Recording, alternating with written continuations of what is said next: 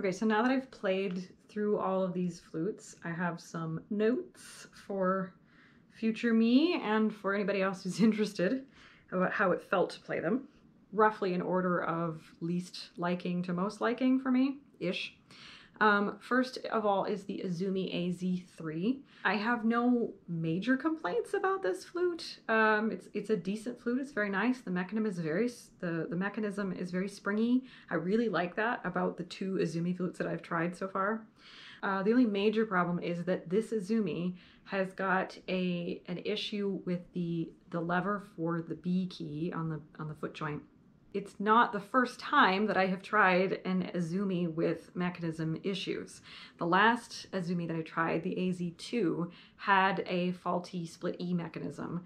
So I don't know if this is an indication that the Azumi line or Altus flutes in general have mechanism issues, or if it's just that we just happened to get two Azumi flutes in a row that have kind of bad mechanism issues. Overall, the Azumi flutes for me were not rich enough. They didn't have a robust enough sound. They were kind of a little bit thinner and silvery, which is fine. And if that's what you're looking for, then Azumi might be a great flute for you because I think they're maybe a little bit more inexpensive perhaps than other people or other flutes in this range. So next up is the Pearl 795. So I have a Pearl 765 that I bought about 10 or 11 years ago. So there's a bit of an age difference for whatever that's worth. And I didn't know what to expect with the 795, if it was going to be, you know, massively better or about the same. Overall, I think that it is a little bit better. I don't know how much it has to do with maybe it's just a newer flute. I don't know how much that affects things, but it's not that much different. It's very familiar feeling to me.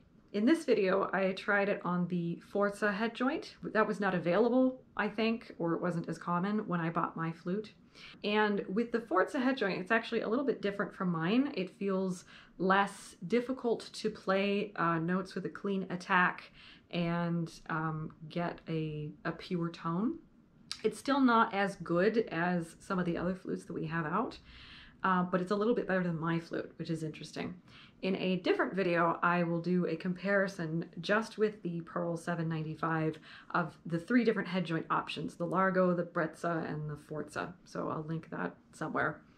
But overall, the Pearl 795 with the Forza head joint is, it's a fine flute. I think where I'm headed, I'm trying to get a step up or a change from my current flute. It's not what I want because it's too much of the same thing, and like I said, it's a little bit fuzzy to try to get the notes out.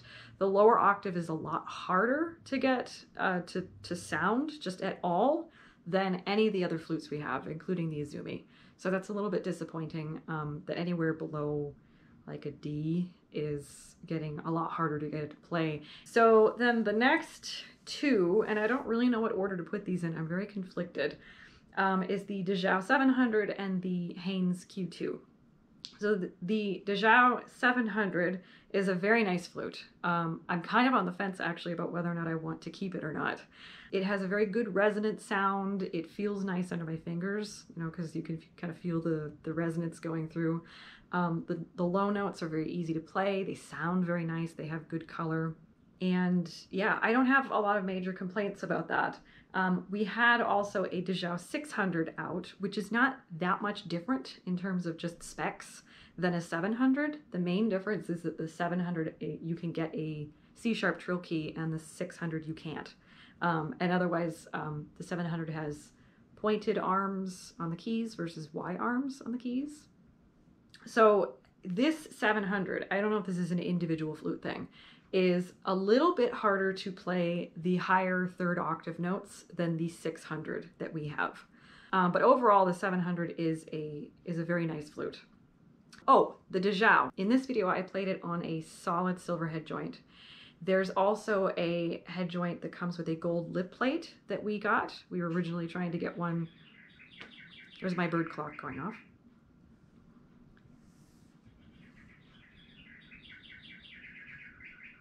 I made another video just comparing the two of those so that you can see if it makes any difference to have a gold lip plate. For my personal opinion, is that it makes absolutely no difference at all, and the lip plate is purely aesthetic. I know there's a lot of people who will argue with me about that. For myself, I can't tell a difference, but you can go see for yourself. So finally, the Haynes Q2. This is by far the most expensive flute of the group, so, you know, I mean, it's hard to compare flutes by price. I really, really liked this flute when I tried it, I don't know how many years ago, almost 10 years ago, maybe 5. I tried it at a flute convention, and I tried Q2, I think, with one of the head joints that had a gold riser. And I really liked it because, of course, it was a huge step up from my own flute, which was still the Pearl 765 with the Largo head joint at the time. Because it was just so easy to play the low notes, and they sounded so gorgeous, and intervals were super easy. Having now tried a bunch of other flutes more in this range, like the Zhao 700, I'm more conflicted now about whether or not the Q2 is like the perfect flute for me, or, you know, the flute that I want to buy right now, or not, because there's a lot of good flutes out there that have very similar qualities. Overall, I really like the resonance of the Q2, very rich, deep notes, very easy to play the low octave, easy to play the high octave, and I think it's maybe a little bit easier to keep the high octave in tune. And when doing like intervals and stuff, the low notes in the interval, even if you play them fast, they come out really reliably, and they come out really strong and with good resonance, which is so hard for me to do on my Pearl flute. So I'm like, oh, I love it so much. But it's also not that hard to do that on the Zhao 700. So this is why I'm a little bit conflicted. I feel like the mechanism on the Q2 is really springy, like noticeably so. It's not that the mechanism on the Zhao 700 was bad, it's just that I noticed it even more so on the Q2. And also compared to the Amadeus, I think it was the 680 or the 780 that we also have on trial that I made a review of in a different video. That Amadeus had a very stiff, very hard to play mechanism. And so the Q2 has a very springy mechanism compared to that. Again, is this just individual flute differences? I don't know, but this is what I've discovered from here. One of the big things that makes me kind of like the Q2 better than the Zhao is that I think it has a little bit more volume. The sound is less choked. The Zhao is not choked, but it's more choked, you know, relatively speaking. And the Q2 just has a lot more to work with. There's a lot more volume. You can play it a lot louder, and you can play it a lot softer than most of the flutes here. And so that gives you just a whole lot of dynamic range to work with that I've never had on my Pearl flute. And I have always wanted, and teachers have always encouraged me to try to find, but I am increasingly thinking it's not me, it's my flute. That's my excuse anyways. So I really like that about the Q2. I am a little bit concerned with this individual Q2 that there's kind of a fluffier sound in the middle octave that I only just noticed when I was doing this session. And then comparing, so I played both the Q2 with a solid silver head joint and the Q2 with the 14 karat gold riser. I can't really tell a huge difference.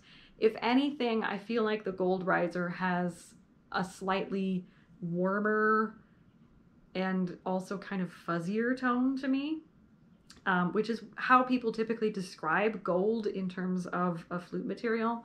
That's not what I look for in a flute sound. So to me, that's a negative thing. To another person, that might be a positive.